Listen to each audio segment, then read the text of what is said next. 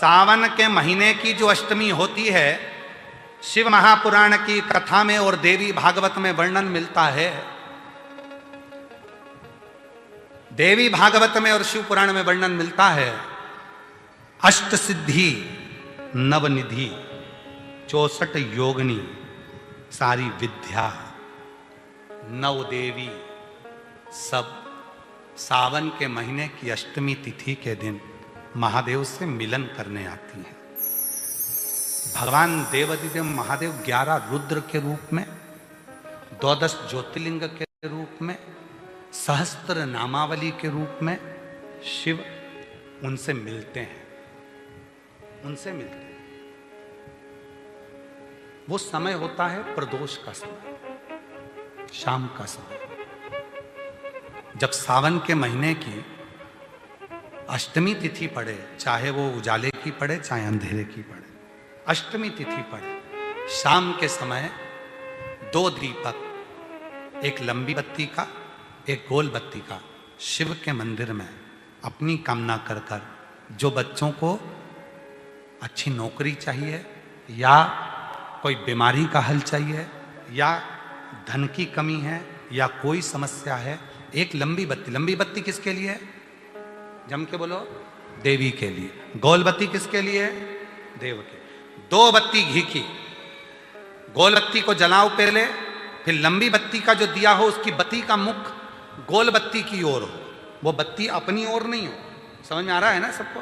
अच्छा, भोलेनाथ जी को भी मालूम है आज ये वाली कथा बाजेगा जब ये दिया आ गया हो। ये जो बत्ती का मुख है, देखो ये दिया, ये लंबी बत्ती, ये गोल बत्ती, तो ये जो गोल बत्ती है आपने यहां जलाई और ये लंबी बत्ती जो है ना, इसका मुख गोल बत्ती की ओर हो। 64 योगिनियां, अष्ट सिद्धि, नवनिधि, 9 देवियां, सारी विद्या। शिव जी की जो गोल बत्ती है, शंकर क्या है? ज्योतिर्लिंग, ज्योतिर्स्वरूप। मां दुर्गा क्या है? ज्योति स्वरूपा। क्या कहते हैं? ज्वाला महारानी की। ये ज्योति के रूप में जब हम गोल बत्ती के सामने अष्टमी के दिन प्रदोष के समय पर लंबी बत्ती का दीपक, पहले गोल बत्ती का दिया जलाया, फिर ये लंबी बत्ती का मुख उधर की ओर कर कर दीपक को जब हम प्रज्वलित करते हैं और अपनी जो कामना दोनों दीपक के सम्मुख में करते हैं, वो कामना पूर्ण होकर ही रहती है। पर करना क्या है? दोनों अष्टमी पर, सावन के महीने में जो उजाले पक्ष की अष्टमी आएगी उस पर भी करना है और जो अंधेरे पक्ष की आएगी उस पर भी करना है। बड़ी सुंदर दीप बनाया है, जोरदार ताली बजाओ जिसने बनाया। उजाले पक्ष की भी अष्टमी लीजिए और अंधेरे पक्ष की भी अष्टमी लीजिए। कुछ नहीं करना, केवल प्रदोष काल में पहुंच जाओ बाबा देवादिदेव महादेव के मंदिर में। एक दीपक, दोनों दीपक साथ में रखो, एक दीपक गोल बत्ती का पहले जलाओ, लंबी बत्ती का दीपक का मुख गोल बत्ती की ओर करो, प्रज्वलित करो और बाबा को अपने मन का भाव कहो। बाबा को अपने मन का। बड़ा सुंदर महाराज, शमी के 5 पत्ते, बेलपत्री के 5 पत्ते, बेर के 5 पत्ते। क्या क्या चीज है जरा जम के बोलो? शमी के 5 पत्ते, बेर के 5 पत्ते और बेलपत्री के 5 पत्ते। महाराज, श्रावण महीने की दोनों अष्टमियों में से कोई भी अष्टमी, ये भी जरूरी नहीं है कि सोमवार की ही अष्टमी चाहिए। श्रावण महीने की दोनों अष्टमियों में से कोई भी अष्टमी को बेर के पत्ते पर लाल चंदन, बेलपत्री के पत्ते पर पीला चंदन, शमी के पत्र पर केवल कोई चंदन लगाने की जरूरत नहीं, सादा केवल एकदम कुछ भी उसमें लगाकर नहीं, सिंपल। पहले लाल चंदन वाले पत्ते, फिर बेलपत्री के पत्ते, फिर शमी के पत्र शिवलिंग के ऊपर समर्पित कर कर उसको उठाकर वापस लाकर बेलपत्री के पेड़ के नीचे ही 1 लोटा जल समर्पित कर कर पहले पत्ते चढ़ा देंगे, फिर लोटा भर जल समर्पित कर देंगे। उसी चढ़े हुए पत्तों में से 5 बेलपत्र को लेकर अपने घर जा रहे और अवधूतेश्वर महादेव, कौन से महादेव? अवधूतेश्वर महादेव। ये अवधूतेश्वर महादेव कौन से हैं? आपको कथा में कई बार वर्णन करा गया है। शंकर भगवान को क्रोध आया, ब्रह्मा जी ने क्रोध को लिया, समुद्र में डाला। उस रूप को क्रोध का एक रूप था, क्योंकि जो मदिरा पान करने वाले होते हैं, व्यसन करने वाले होते हैं, गलत काम करने वाले होते हैं, इनको सुधार करे जाओ। जितना तुम समझाओगे ये उतना कबूल होंगे। तुम बच्चों से कहोगे गलत लड़के के साथ रह रहा मत रहे, तो और ज्यादा क्रोध करेगा, और चिड़चिड़ करेगा, और अपशब्द कहेगा। तो ये क्रोध को संयमित कर देगा। अवधूतेश्वर महादेव, अवधूतेश्वर महादेव का स्मरण कर 5 पत्तों को लेकर आइए। कुछ समय बाद जैसा जैसा समय की अनुकूलता मिले, आप किसी मदिरा का पान करने वाले या किसी व्यक्ति को वो पत्ते दोगे या प्रसाद के रूप में दो तो अच्छी बात है, नहीं तो उस पत्ते का थोड़ा थोड़ा भाग भी प्रतिदिन मात्र 21 दिन तक अगर थोड़ा थोड़ा भाग भी दे दिया जाए तो धीरे धीरे धीरे धीरे मदिरा पान, व्यसन, गलत आदतें छूटना प्रारंभ हो जाती है और वो शंकर की शरणागति ग्रहण करते हैं। महाराज शिव अर्चना, ये तो अभी अभी लोगों की थोड़ी सी सोच गलत हो गई।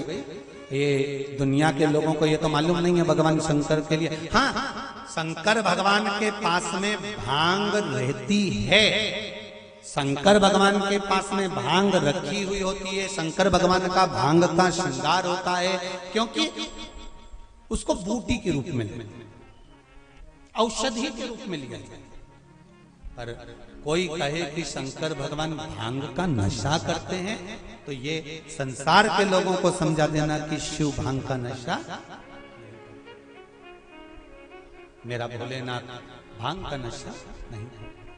शिवलिंग पर, शंकर भगवान के शिवलिंग में 3 जगह ऐसी है जहां पर पुष्प या इत्र या बेलपत्र या सुगंधित पदार्थ भगवान शंकर को समर्पित करा जाता है तो रोग से निवारण होता जाता है। 3 स्थान समझेंगे। ये शिवलिंग जलाधारी अशोक सुंदरी का स्थान मध्य में, इधर गणेश का स्थान, इधर षडानंद कार्तिकेय का स्थान। 3 स्थान हैं जहां पर बन सके। अगर आपको लगता है कि मैं जांच कराने के लिए डॉक्टर के पास जा रही हूं और डॉक्टर ने बोला है कि कोई बड़ी बीमारी तुमको लगती है तो जांच कराने जाओ, डॉक्टर बोले जांच कराओ, जितनी रिपोर्ट होना आना चाहती आए, पर उससे पहले अगर 3 जगह पर इत्र समर्पित कर दिया जाए, इत्र हो या सुगंधित कोई पुष्प हो, इत्र या सुगंधित पुष्प, 3 स्थान पर अगर इत्र समर्पित किया जाए तो वो स्थान और इत्र समर्पित कर कर आप जाओ फिर जांच कराओ, मना नहीं, पर वो 3 स्थान बताएगा। पहला स्थान अशोक सुंदरी और भगवान शंकर का जो शिवलिंग रखा है उसके बीच में जो अशोक सुंदरी और शंकर भगवान के शिवलिंग के बीच में एक जगह खाली पड़ी रहती है। अशोक सुंदरी का स्थान पूर्ण होगा, शिवलिंग होगा, उसके बीच में एक स्थान खाली होता है। उस स्थान पर अगर जिस समय पर भगवान शंकर के जिस अशोक सुंदरी और शिवलिंग के बीच में जो स्थान है वहां पर अगर इत्र लगाया जाए, दूसरे नंबर पर शिवलिंग के ऊपर से लेकर नीचे के मध्य भाग में, जहां मध्य भाग है ये शिवलिंग, ये नीचे का भाग और मध्य भाग में अगर इत्र लगाया जाए, और तीसरा भगवान शंकर का जो जल नीचे की ओर गिरता है, जहां जो पट्टी रहती है पानी नीचे आने की, उस पट्टी पर अगर इत्र लगाया जाए, ये 3 स्थान इत्र लगाने के होते हैं। अगर वहां लगाया जाए तो कैसा भी रोग हो आपकी जांच अच्छी ही आएगी, बेकार नहीं आ सकती। आप कितने ही करा लें उसको। एक शंकर भगवान के शिवलिंग का 3 जगह पर इत्र या 3 जगह पर सुगंधित पुष्प लगाया जाए। अब जब आप लोग अभिषेक करने बैठते हैं या पूजन करने बैठते हैं या शंकर जी के मंदिर जाते होंगे, कौन कौन जाता है शिवालय? सभी लोग जाते हो? बोलो हर हर महादेव। शिवालय जाते हो तो शिवालय में जाकर जब आप इत्र चढ़ाते हो भगवान पर, यहाँ इत्र लगाया आपने, फिर यहाँ पर भी लगा देते हो, यहाँ पर भी लगा देते हो, यहाँ पर भी लगा देते हो, सब दूर इत्र लगा देते हो। जो समझदार होता है ना वो सभी दूर इत्र लगा देता है। और कई कई ऐसे रहते हैं जरा सा इत्र लिया और रुई में लेके एक जगह पर रख दिया, फूल में लेके एक जगह पर रख दिया और पूर्ण जगह पर इत्र लगा दिया, बाबा के पूर्ण स्वरूप पर इत्र लगा दिया। आपको नहीं मालूम अनायास, आपको नहीं मालूम कि 3 जगह कौन सी है, तो आप पूर्ण स्वरूप पर इत्र लगा दीजिए, पूर्ण स्वरूप पर। वेद मंत्र में त्र्यंबकेश्वर का बाबा का मंत्र,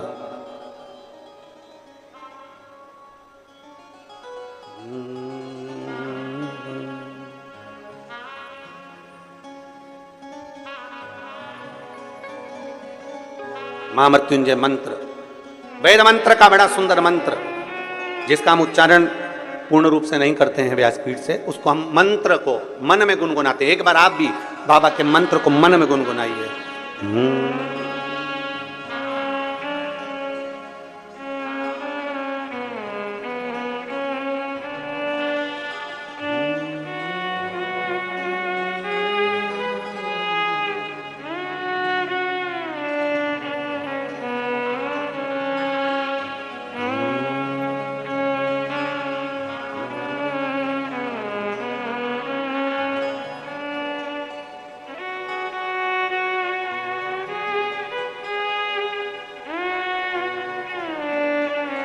भगवान शिव का त्र्यंबक मंत्र का स्मरण करें, और नहीं कर सकते तो पंचाक्षर करें नमः शिवाय, नहीं कर सकते षडाक्षर करें ओम नमः शिवाय, नहीं कर सकते तो श्री शिवाय नमस्तुभ्यम का स्मरण करें। आपको नहीं किया 3 जगह का वर्णन, यहां तक शिव कथा कहती है। ये जो कई लोग कहते हैं हमारे कोई बच्चा जन्म से जो होता है ना, और कई बच्चे से जन्म से होते हैं जिनकी बुद्धि विकास नहीं कर पाती है। डॉक्टर कहते हैं ये बच्चा अन्य बच्चे से 2 साल 4 साल 3 साल 6 महीना पीछे चलेगा। अब माँ सोचती है मेरा बेटा 2 साल 4 साल 6 साल पीछे अन्य बच्चों से। हाँ, तब उस जगह पर शंकर भगवान के शिवलिंग अशोक सुंदरी की जगह और मध्य का जो खाली स्थान है, मध्य का जो स्थान बचा हुआ है, वो स्थान कई बार लोग कहते हैं गुरुजी ये पार्वती जी है, ये शिवलिंग है, ऊपर जो जलाधारी में से जल बह रहा है शंकर जी की 5 लड़कियां हैं, जया विषहरा शामली बारी दौतली देव, ये अशोक सुंदरी, ये गणेश कार्तिकेय का स्थान। जो बीच में अशोक सुंदरी और शिवलिंग के बीच में जगह है वो स्थान किसका है? शिव पुराण में इसका लिंग पुराण के अंतर वर्णन आता है कि वो स्थान भगवान शंकर की जो जितनी सती उमा कात्यायनी कुष्मांडा स्कंदा जितनी महागौरी जितनी माताएं पूर्व में रही हैं, इन माताओं का स्थान शंकर ने यहाँ रखा है। और वो स्थान ऐसी जगह है अगर कोई बच्चा कितना भी पीछे है, डॉक्टर कह दिया इसको कि ये अन्य बच्चों से 2 साल पीछे, अन्य बच्चों से 4 साल, इसका विवेक काम नहीं कर रहा। एक छोटी सी बेलपत्र, एक छोटी सी बेलपत्र, छोटी सी बेलपत्र लीजिए, छोटी, और उस छोटी सी बेलपत्र को उस स्थान पर अशोक सुंदरी की ओर डंडी कर उस स्थान पर छोटी सी बेलपत्र को रखिए और 3 बार उसी स्थान पर जल समर्पित कर वही बेलपत्र बेटे को लाकर बच्चे को, वो खाए ना तो पीस कर कैसे भी उस बच्चे को धीरे धीरे देना चालू करिए। आप खुद अंतर देखेंगे कि 3 महीने 4 महीने में उसका उसके विवेक में उसकी बुद्धि में अंतर आया कि नहीं। वो स्थान की मूलता। इसलिए शिव महापुराण की कथा कहती है देवी जी का एक स्वरूप अरण्यानी, जो आज भी भारत की भूमि पर कई मंदिर हैं माता के, उसमें एक प्रसिद्ध मंदिर है बिहार में, बिहार के भोजपुर में मां अरण्या का मंदिर है, अरण्यानी माता, अरण्या देवी का, बिहार के भोजपुर में, जो 80 घाट पर बैठकर महाराज आसी नदी के तट पर जो माता ने जो तप साधना करी 80 में, वो तप साधना का कि ये सब दुखी क्यों है। और इसीलिए आज भी नियम है महाराज, आज भी नियम है, अगर बहुत दुखी मनुष्य होता है, बहुत तकलीफ में होता है, बहुत कष्टप्रद होता है, उसके दुख का जब कोई निवारण ही नहीं होता। कहीं कोर्ट का केस, कचहरी, थाना, पुलिस, डॉक्टर, कहीं एक्सीडेंट, कहीं फैक्ट्री चलती चलती बंद हो गई, व्यापार चलता चलता बेकार हो गया, हर तरह से जब वो हताश हो जाता है तब, अब आप लोग तो बिहार भोजपुर जाकर, बिहार के भोजपुर में अरण्या देवी का मंदिर है और आप तो वहां नहीं जा सकते, तो उसके लिए 7 लाल पुष्प या एक ही पुष्प की 7 लाल पत्तियां, 7 दुर्वा के साथ में, 7 लाल अक्षत के साथ में, यदि अरण्यानी देवी के नाम से, अरण्यानी देवी के नाम से यदि बेलपत्र के वृक्ष के नीचे समर्पित कर दिया जाता है, तो वो अरण्यानी देवी तुम्हारे घर के जितने भी दुख होते हैं, चाहे कोर्ट से जुड़ा हो, पुलिस से जुड़ा हो, चाहे फैक्ट्री बंद हो रही हो, व्यापार बंद हो रहा हो, तो अरण्यानी देवी उसको संभाल लेती है और बल देकर उसको पुनः आगे बढ़ा देती है। वरुणा और असी जिसके बीच में बसी है वाराणसी, ये असी साधारण नहीं है, ये वरुणा साधारण नहीं है। आप लोग तो सब वाराणसी के निवासी हो, तो आप लोगों को ज्यादा ज्ञान होगा कि इन नदियों के तट पर बैठकर कितनी साधना हुई होगी। क्यों भगवान वाराणसी में आकर बस गए, क्यों भगवान ये 2 नदियों के मध्य में आकर बस गए, ऐसा क्या हुआ? वरुणा और असी ने ऐसा कौन सा पुण्य फल पाया था जो ये गंगा मैया उनसे मिलने के लिए आ गई? ये गंगा का संगम हो गया। गंगा तो काशी में थी ही नहीं, गंगा तो काशी में थी ही नहीं।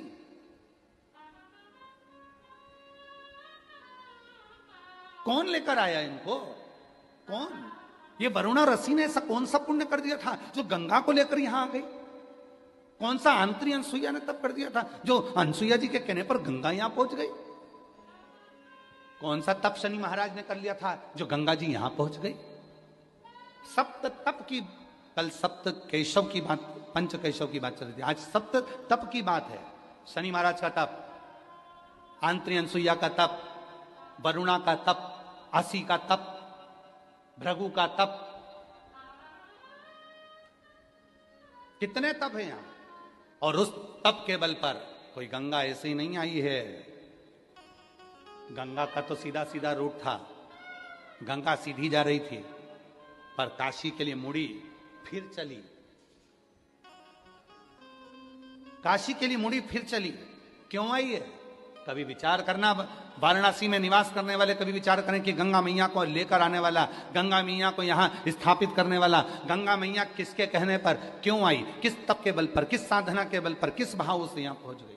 कभी विचार करिए। असी के तट पर कौन सी देवी है? जम के बोलो, अरण्यानी देवी। आराधना बृहस्पति भगवान ने काशी में करी। बृहस्पतिश्वर महादेव काशी में विराजमान। कौन से महादेव? जम के बोलिए जरा। बृहस्पतिश्वर महादेव काशी में विराजमान है। जो अंगूठी में पुखराज नहीं पहन सकते, जिनकी भाग्य रेखा उल्टी चल रही हो, बृहस्पति चमक ही नहीं रहा हो, जिस काम में हाथ डालते हैं वो काम पूरा ही नहीं होता हो, तो एक बार काशी जाना, बृहस्पतिश्वर महादेव का स्पर्श करना, उनका अभिषेक पूजन करना और उनका स्पर्श कर कर एक बेलपत्र ब्राह्मण देवता से मांग कर लेकर जाना कि इन बृहस्पतिश्वर महादेव से मुझे एक बेलपत्र दे दो। तुम्हें पुखराज पहना कि नहीं पहना, हीरा रतन माणिक पहना कि नहीं पहना, वो बेलपत्र इतना चमत्कार कर देगी कि जिंदगी में कभी संपदा की कमी आएगी ही नहीं। अगर बृहस्पति नहीं चमके तो बृहस्पतिश्वर महादेव, जहां पर बैठकर बृहस्पति भगवान ने शंकर भगवान की आराधना करी है, रोज गंगा जल जाना, गंगा जल लेकर आना, शिव जी की आराधना करना, एक शिवलिंग का निर्माण करा, उसकी आराधना में बृहस्पति भगवान डूब गए, उसकी आराधना में बृहस्पति महाराज निरंतर लगे रहे। और इतनी आराधना बृहस्पति महाराज ने करी, इतनी आराधना करी बृहस्पति महाराज ने कि शंकर भगवान सामने प्रकट हो गए। मांगो बृहस्पति, तुमको क्या चाहिए? कुछ नहीं, केवल आपका भजन। नाम रख दिया, तुम्हारा नाम बृहस्पति रहेगा। बृहस्पति भगवान का एक नाम बृहस्पति भी रख दिया और तुम साधारण नहीं रहोगे। तुमने मेरी आराधना करी है तो देवताओं के गुरु बनकर विराजमान होगे। अब अभी तक 2 भार इंद्र के पास में थे, बहुत ध्यान देकर समझना ये नवग्रह कथा को। 2 भार थे इंद्र के पास। इंद्र देव देवताओं के गुरु भी बनकर बैठे थे, देवगुरु बृहस्पति की जगह पूर्व में इंद्र ही देवगुरु का पद संभाल रहे, और देवराज का पद भी इंद्र के पास में था। कौन कौन से पद थे जम के बोलो जरा।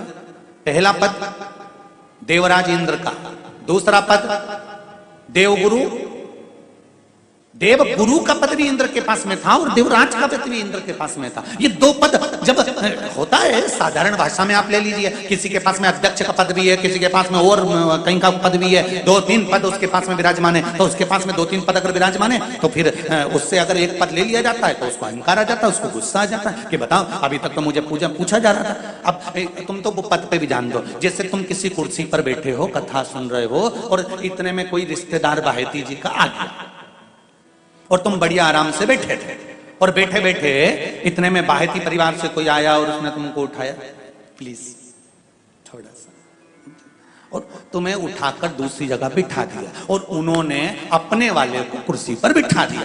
अब बोलो जो उठा, जिसको उठाया था उसका भगोने जैसा मुंडा हुआ कि नहीं हुआ? अरे बोलो तो, अपन दूर कथा नहीं जाते, कथा अपन अपने ऊपर लेके चलो कि अपन कैसे समझें इस कथा को। बहुत अगर गहन तत्व की कथा सुनेंगे तो समझ में आएगी नहीं, यहां से सुनी, यहां से निकाल दी, बच्ची कुछ दी, ऊपर से निकल गई और मालूम पड़े थोड़ी देर बाद माताएं कुर्सी पे बैठी बैठी। अब फिर तो अपन तो अपने पर लेकर चलो ना, कि जैसे कोई आप कुर्सी पर बैठ गए और इतने में इनके रिश्तेदार कोई आए और आने पर उन्होंने कहा दिया तुम यहाँ से उठो दूसरी जगह जाके बैठो, इतने में तुमको बुरा लग गया, बुरा लगा, मुंह भगोने जैसा हो गया, गुस्सा आ गया। उसी तरह इंद्र के पास में 2 सत्ता थी, एक देवराज इंद्र थे और दूसरे गुरु का पद भी इंद्र के पास में था। देवताओं के गुरु बनकर इंद्र घूम रहे थे, पर अब उल्टा हो गया। शंकर भगवान ने बृहस्पति महाराज को देवगुरु बना दिया।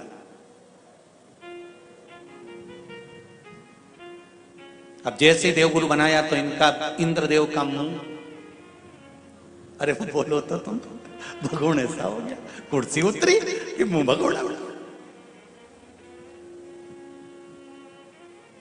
अब इनका मुंह भगोने जैसा हो गया तो गुस्सा तो गुस्सा।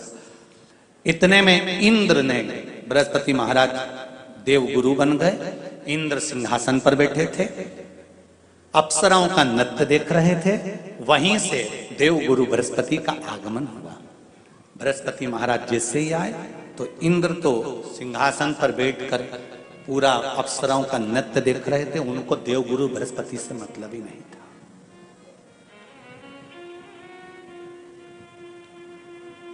कोई स्थान नहीं, कोई सम्मान नहीं, कोई आदर नहीं, कोई आदर नहीं। जिसको घर के बड़े बुजुर्ग सम्मान देते हैं, घर के बच्चों का भी फर्ज है कि उसका सम्मान बच्चे करें। सही है कि गलत है? घर के बुजुर्ग उसका सम्मान दे रहे हैं ना, घर के बड़े उसका सम्मान कर रहे हैं ना, तो घर के बच्चे कहते हैं नहीं वो तो हमारे लिए गलत सोचता है, हमेशा हमारे लिए अपशब्द बोलता है, हमेशा आड़ा टेढ़ा बोलता है। तो घर के बुजुर्ग कहते हैं तुम्हें क्या करना है, जब हम सम्मान दे रहे हैं तो तुम भी दो, हम आदर कर रहे हैं तो तुम भी करो।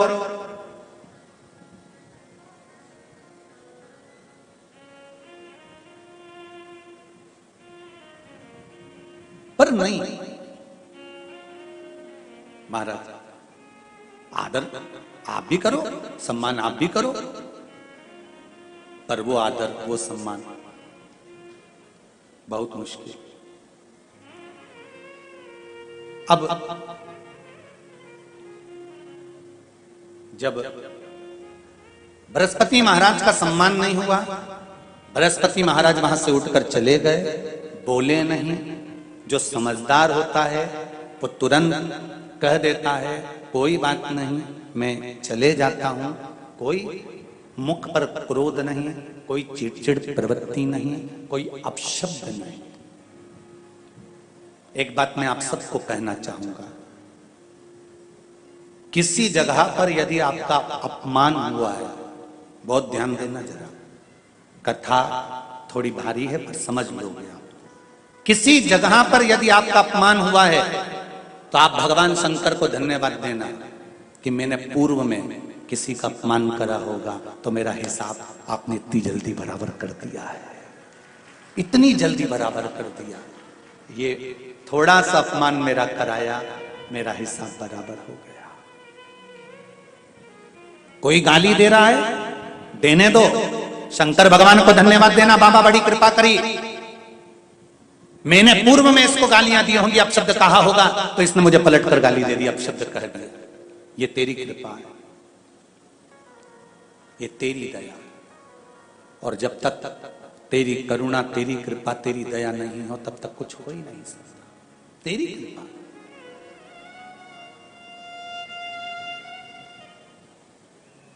भगवान से कहो, हे देवाधिदेव महादेव, मैं ये नहीं कहता कि मुझे रोने मत देना, क्योंकि कर्म का भोग तो मुझे भोगना पड़ेगा। देवाधिदेव महादेव से कहो, हे देवाधिदेव महादेव, मैं ये नहीं कहता कि मुझे रोने मत देना, पर इतना जरूर कहता हूं, तेरे सिवा किसी दूसरे के आगे झुकने मत देना, बस इतनी कृपा कर। मैं ये नहीं कहता कि मुझे रोने मत देना, बस तुझसे निवेदन है कि केवल तेरे दरबार के अलावा किसी दूसरी जगह पर मुझे झुकने मत देना, क्योंकि मैं जानता हूं अगर तू मुझे अपना समझता है, झुकने नहीं दे सकता तो फिर रोने भी नहीं देगा। जैसे छाता पानी में जरूरी है, उसी तरह शिव का नाम दुख के समय में जरूरी है, तकलीफ के समय में जरूरी, कष्ट के समय में जरूरी। और